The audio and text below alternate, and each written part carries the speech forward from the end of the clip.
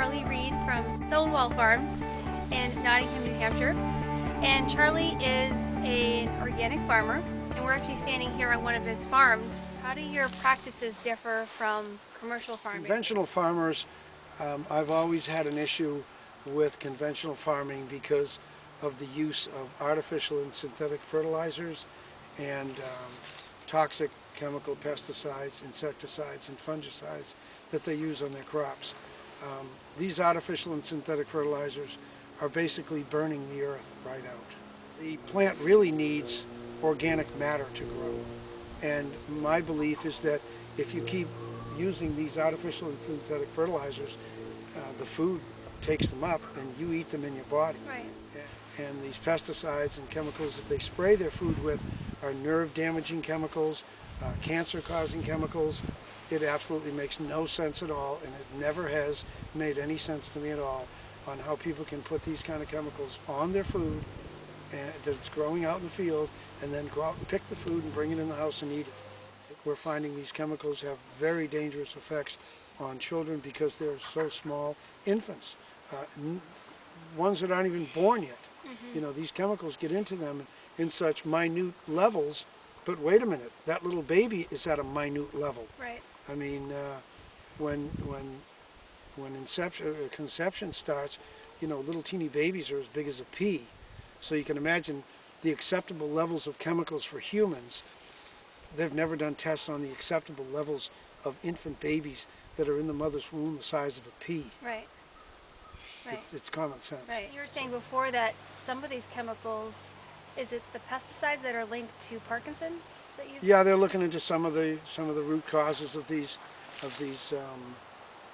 chemicals that are causing problems with our health, and endocrine disruptors, right, which have a lot to do with hormones in your body, and these fertilizers, these artificial and synthetic fertilizers, are washing into ponds and streams and causing fish to have both male and female parts in their bodies. Right.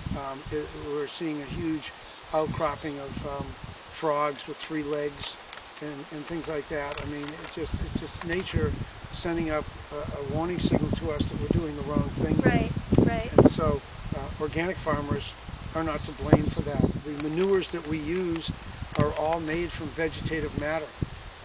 The cow manure and the sheep and goat manure that we use on our fields for fertilizer for our crops are food that these animals ate that's grass. Right. Okay, so you're taking grass and you're letting a cow eat it, or a sheep or a goat eat it, and then whatever comes out the other end, we let it sit for a few years, and then we apply it to our fields, and it's grass matter going back to growing matter. Right. And it's perfect fertilizer for us. Right. What do you say to people who say to you, I can't afford to eat organic foods. I just can't afford it. It's too expensive. They've done studies in England and France that shows that comparatively the nutritional value of organic food versus conventional food is right there around 15 to 25%. So when people say, I can't really afford organic food, if you looked at the nutritional value of organic food versus conventional food, it's more nutritious for you. Right. So, okay, the organic beans are $2 a pound, the conventional ones are $1.50 a pound, but the organic ones have 20% more nutritional value. Yep. Guess what? You're getting the same, you're spending the same money for the same thing. Right. Because you got to eat more of those beans to catch up with the nutrition that's in the organic bean. Right.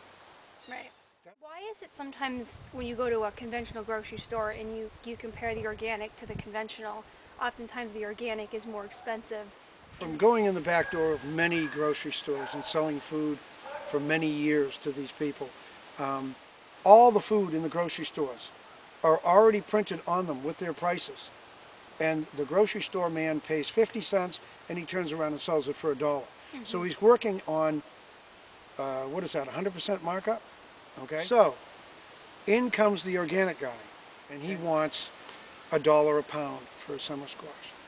And so the grocery store man goes out and tries to sell it for $2 a pound. He tries to double it. These stores are marking organic food up, many of them under the impression that, oh, I've heard this said before. Oh, those organic people will pay anything. So they put these prices up to $2.50, $3, and they're getting them from the farmer for $1, which isn't bad. But no, don't try to double the price or triple the price just because it's organic food. Right. And that's where this big price is coming from. Okay. I get very upset about it. I've actually refused to sell food to stores that do that with my food. Right. I won't even go back to them. Right. If I go in later on and look at my food and see what it's being sold for, and they're making a lot more money on it than I got, and Right. I'm the guy who grew it. It's Right. very upsetting to see it because the general public is thinking that they can't afford organic food. Right. Right. Can you explain a little bit how organic farming benefits the environment as well? The organic farmer is busy treating the land in an organic way, because the only thing that's being used on this land are things that are acceptable to the earthworms and to the microorganisms that are in the soil. When you come and you inundate the soil with artificial and and synthetic chemicals and things like that, and toxic poisons, you disrupt the microorganisms in the ground. You take dirt, in it are microorganisms that you'd have to use a microscope to look at. And what they do is they break down all these little stringy roots that are in there, Yep. and they make the soil into an acceptable form to go up into the crops to grow. Okay? Your earthworms are wiggling through here, and they're eating this vegetative matter that I'm plowing back under. And their waste is absolutely excellent for food. I mean, it's making a condition for the plants to grow really good. When you keep throwing chemicals and artificial and synthetic fertilizer on the ground, you burn the ground out. It's like sand through an hourglass. There's nothing left. There's no earthworms out there. It's just a sand medium, a dirt medium. But they can go right out there and throw artificial and synthetic chemicals all over the place and get these big lush cucumber crops. But what are they doing to the soil? Right. They're killing the soil. They're Right. burning it out. Right. There's no life left in it at all. Right. If you didn't put those chemicals in it and you tried to go out and grow some food on that land organically without any help, you just went out and put a tomato plant in the ground, the thing would turn yellow and die. Yeah. You know? So organic farmers are saving the earth. Conventional farmers are destroying the earth.